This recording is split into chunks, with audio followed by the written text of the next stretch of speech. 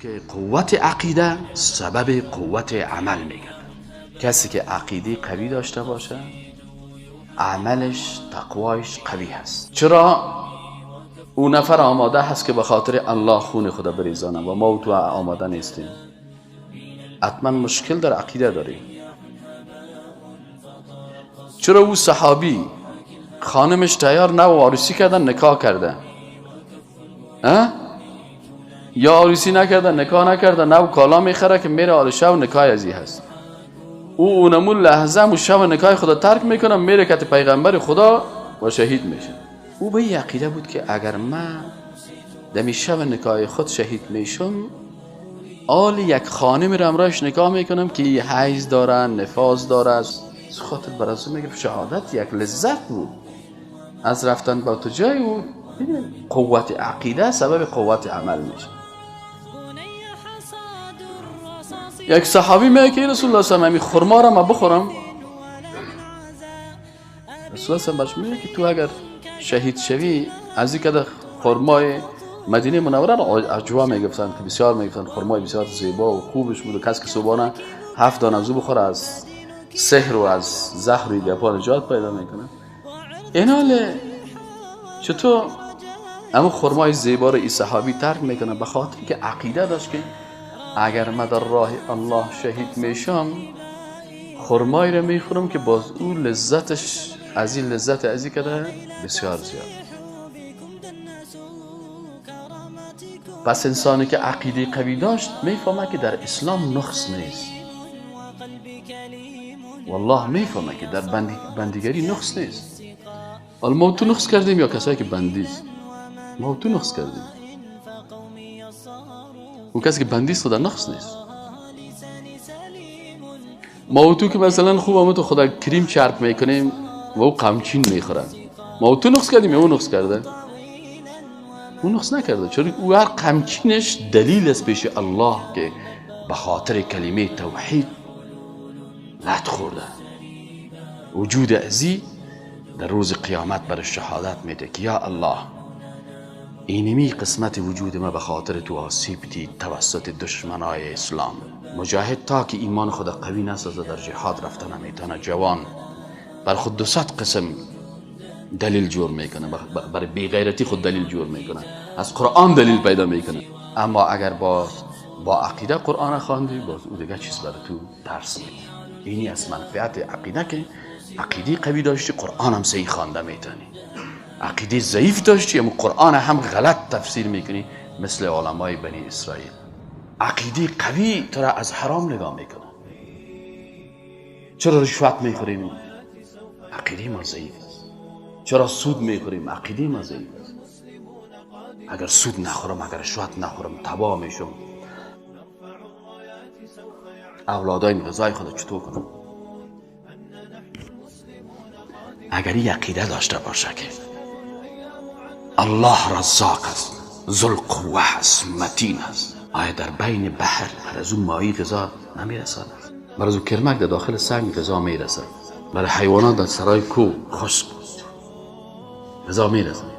آیا الله چون بر ترست نمیرسد؟ چون عقیده نداره. عقیده است، ضعف عقیده است که آدم به غلامی میکشاند. ملایی که عقیده نداره گپ زدن نمیتونه. اگر عقیده قوی داشتی غیرت هم پیدا میکنی، شهامت هم پیدا میکنی. برای قاتل گفته میتونی قاتل هستی، برای جنایتکار گفته میتونی که تو خودت جنایتکار هستی، برای امریکایی در پیشروش میگی که تو تروریست هستی. چون عقیده قوی سر کشته شدی نقص کردی. نه خدایا به خاطر ازی که دشمن تو را بد میدیدم مرا کشت. الله برات عزت. پس چرا نماز نمیخوانیم؟ ضعف عقیده است. چرا عروسی اسلامی نمیکنیم؟ ضعف عقیده است. چرا محبت مخلوق نسبت محبت خالق بیش ما زیاد است؟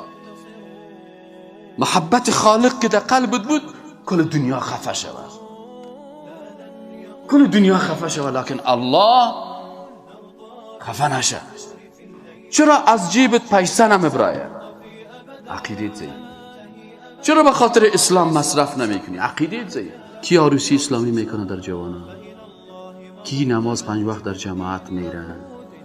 کدام جوانا در صف جهاد قرار دارن؟ کدام جوانا از حرام خدا نگاه میکنن؟ کدام کسایی هستن که رشوت نمیخورن؟ کدام جوانایی هستن که 24 ساعت عمر خدا در دعوت اسلام وقف کردن؟ کدام جوانایی هستن که زحمت زیاد میکشن تا که بتانن به اسلام خدمت بکنن؟ کی هست وقت خدا، انرژی خدا و مال خدا در راه اسلام قربان میکنه، مصرف میکنه؟ کسی که عقیده قوی داشته باشه. اما اگر عقیده قوی نداشتی باز هیچ کارا رو کردن نمیتونی. از این خاطر کس را نگو که عروسی اسلامی بکن. من هیچ کس را نمیگم، کس را میگم که عقیدهش جور شده باشه. او باز نمیگم، من نمیگمش، خودش میگه ما عروسی خود اسلامی نمیکنم، خودش میگه ما 5 وقت با نماز میگم. کس را نگو که ریش تکل نکو، ریش بان. عقیدهش که قوی شد، فهمید که چهره ریش داره، پیغمبر خدا دوست داره، الله دوست داره، ولو که بسیار ما بعد قواره معلوم شد آنچه که الله دوست داره، چون من محبت با الله دارم. عقیدت ضعیف بود، تصمیمت ضعیف است. عقیدت قوی بود، تصمیمت قوی است. چرا امروز مردم کمونیست میشن؟ مشکل عقیده داره. چرا دموکرات میشن؟ مشکل عقیده داره. چرا شیطان پرست میشن؟ مشکل عقیده داره.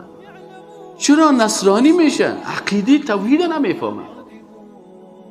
امیال دمی احزاب نشنالیستی آل فلانی قوم پرست است، پشتون قوم پرست است، تاجیک قوم پرست است، ازاری قوم پرست است، ازبک قوم پرست است، عرب قوم پرست است، عجم قوم پرست است. چرا قوم پرستی میکنیم؟ به خاطر که ان اکرمکم عند الله اتقاکم. ما معنیش نمیفهمیم. عقیده ما عقیده قرآنی نیست، از این خاطر قوم پرست هستیم. چرا کمونیست میشه؟ به خاطر از اینکه عقیده را نمیفهمه. کل دنیا نشنالیست شوه، من اعلان میکنم که من نشنالیست نمیشم. کل دنیا، کل افغانستان حزب قومی جور کنن، من از کل احزاب قومی کافر هستم. و من یکفر بالطاغوت، کل شقم، کل افغانستان اعلان کنه که ما دموکراسی را قبول داریم. ما میگیم که دموکراسی حکم طاغوت است، ما قبول نداریم. اسلام قانون ماست.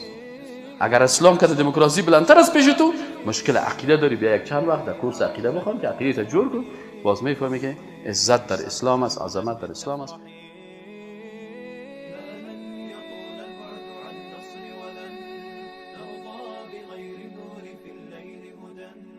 لن ننطفي أبدا